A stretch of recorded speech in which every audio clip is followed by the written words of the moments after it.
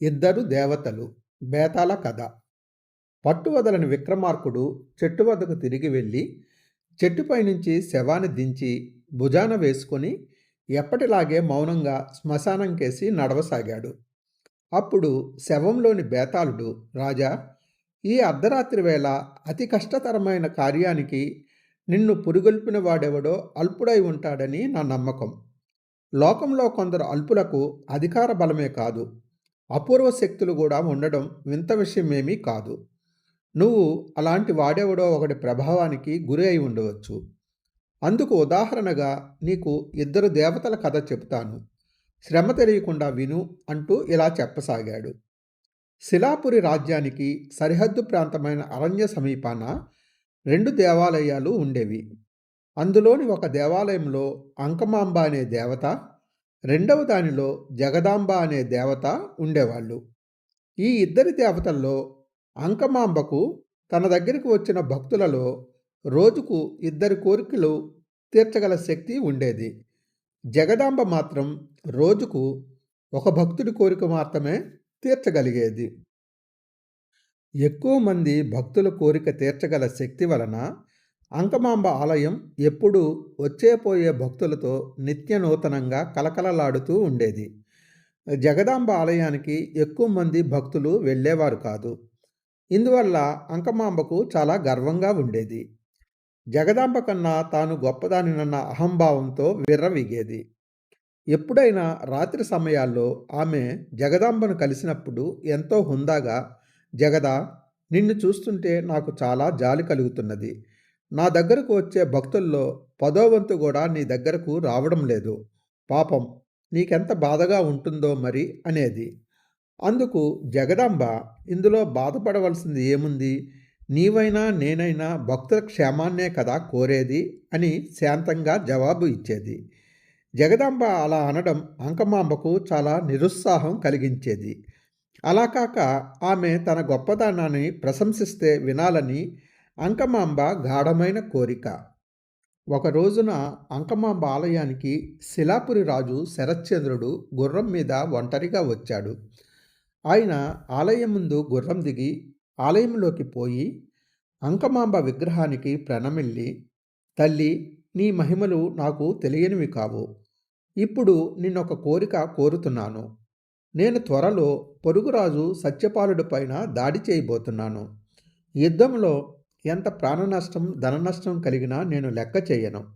విజయం మాత్రం తప్పక నన్నే వరించేటట్టు చూడు అని కోరుకొని వెళ్ళిపోయాడు. ఆ తరువాత కొద్దిసేపటికి బ్రహ్మరుద్రుడు అనే బందిపోటు దొంగ అక్కడికి వచ్చి అంకమాంబకు భక్తితో నమస్కరించి, మహిమగల తల్లి, నేను ఈ రోజున శిలాపురి నగరంలో ఒక ధనికుడి ఇంట జరుగుతున్న పెళ్లికి నా అనుచరులతో వెళ్ళి అక్కడున్న వారినందరినీ దోచుకోవాలని అనుకుంటున్నాను.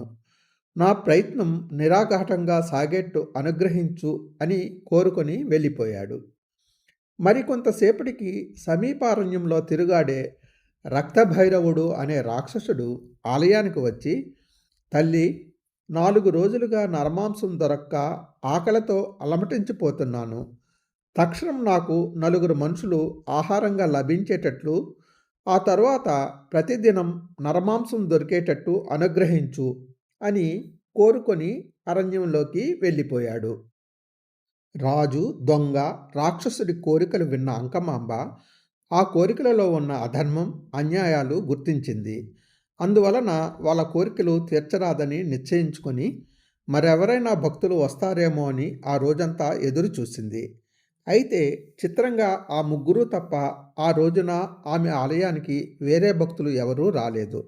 దానితో అంకమాంబకు ఒక గడ్డు సమస్య ఎదురైంది. ఆమె ప్రతిరోజు తన దగ్గరకు వచ్చే భక్తులలో 2 కోరికలు తప్పనిసరిగా నెరవేర్చాలి. అలా జరగనప్పుడు ఆమె మహిమలు మరెన్నడూ పనిచేయవు. రాజు, దొంగ, రాక్షసుడి కోరికలు తీర్చడం ఆమెకు ఇష్టం లేదు. అలా అని తన మహిమలు పోగొట్టుకోవడం కూడా ఆమెకు ఇష్టం లేదు. ఈ సమస్యను పరిష్కరించడం ఎలాగా అని ఆమె ఆలోచిస్తూ ఉండగా జగదాంబ గుర్తుకు వచ్చింది. ఆమె ఆ రాత్రి జగదాంబను చూడబోయి, జగదా, నాకిప్పుడొక క్లిష్టమైన సమస్య ఎదురైంది. దానికి నీవేమైనా పరిష్కార మార్గం చూపెట్టగలవేమో అని వచ్చాను అన్నది. ఏమిటా క్లిష్ట సమస్య అని అడిగింది జగదాంబ. అంకమాంబ తన దగ్గరకు వచ్చిన రాజు, దొంగ, రాక్షసుడి కోర్కెలను గురించి జగదాంబకు చెప్పి, వాళ్ళ కోర్కెలు ఇతరులకు చాలా హానికరమైనవి. అవి తీర్చడం నాకిష్టం లేదు. నీకు తెలుసు కదా, ప్రతిరోజు ఇద్దరు భక్తుల కోర్కెలు నెరవేరేలా చేయకపోతే నా మహిమలు నశిస్తాయి. చిత్రంగా ఈనాడు ఆ ముగ్గురూ తప్ప భక్తులు మరెవరూ రాలేదు. ఈ పరిస్థితిలో వాళ్ళ కోర్కెలు తీర్చాలో నా మహిమలు పోగొట్టుకోవాలో తెలియడం లేదు అన్నది. అంతా విన్న జగదాంబ, నువ్వేమీ విచారపడకు. నేను చెప్పినట్టు చేశావంటే నువ్వు వాళ్ళ కోరికలు తీర్చనవసరం లేదు. నీ మహిమలు నీతోనే ఉంటాయి అని చెప్పింది. ఆ జవాబు విని అంకమాంబ ఆశ్చర్యపోతూ అదెలా సాధ్యం అని అడిగింది. వాళ్ళ కోరికలు నెరవేర్చకు, అందువలన నీ మహిమలు కోల్పోతావు. అప్పుడు నీ మహిమలు తిరిగి రావాలని నన్ను కోరు. రోజుకు ఒకరి కోరిక నెరవేర్చగల శక్తి కలిగిన నేను నీ మహిమలు నీకు తిరిగి వచ్చేలా చేస్తాను అన్నది జగదాంబ నెమ్మదిగా. ఈ మాటలు విని అంకమాంబ ఆలోచనలో పడింది. తాను చాలాసార్లు జగదాంబ దగ్గర గొప్పదాన్ననే గర్వం, మిడిసిపాటు ప్రదర్శించింది.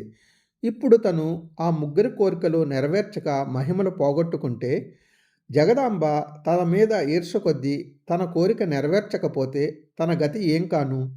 తనలో మహిమలు లేవని తెలుసుకున్న భక్తులు జగదాంబ ఆలయానికే వెళతారు. అప్పుడు తను తన గత వైభవాన్ని తలుచుకుంటూ కుమిలిపోవాలి.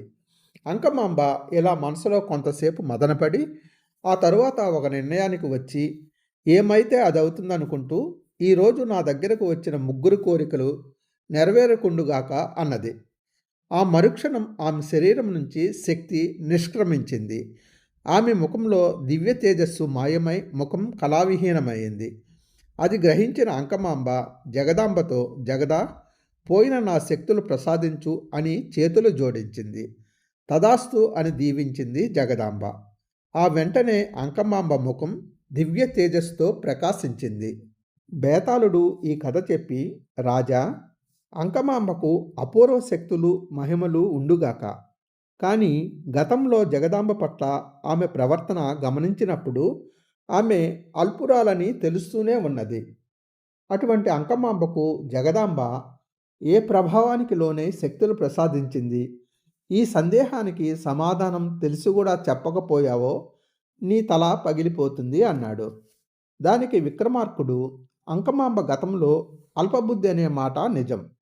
అయితే ముగ్గురు స్వార్థపరులు ఆమెను కోరిన వరాలు తప్పకుండా ప్రజానాశనానికి దారితీయగలవని గుర్తించిన మరుక్షణం ఆమెలో గొప్ప మార్పు వచ్చింది. వాళ్ళ కోరికలు నెరవేర్చకపోతే తన మహిమలు పోగలవని తెలిసి కూడా ఆమె అందుకు సిద్ధపడింది. ఇది ఎంతో నిస్వార్థత, త్యాగబుద్ధి ఉన్న వాళ్ళు మాత్రమే చేయగల పని. ఇక జగదాంబ స్వతహాగా సుగుణవంతురాలు. తన సాటి దేవతకు సాయపడినందువల్ల ఆమెకు కలగబోయే హాని ఏమీ లేదు. ఆ కారణం వల్ల ఆమె చేసిన పని గొప్ప త్యాగం అనిపించుకోదు. అందువల్ల ఈ ఇద్దరు దేవతల్లో ఎవరో ఒకరు మరొకరి ప్రభావానికి లోను కావడం అన్న ప్రసక్తి లేదు. అంకమాంబ చేసిన త్యాగం అన్ని విధాలా ఎంతో ప్రశంసనీయమైనది అన్నాడు. రాజుకు ఈ విధంగా మౌనభంగం కలగగానే బేతాళుడు శవంతో సహా మాయమై తిరిగి చెట్టెక్కాడు.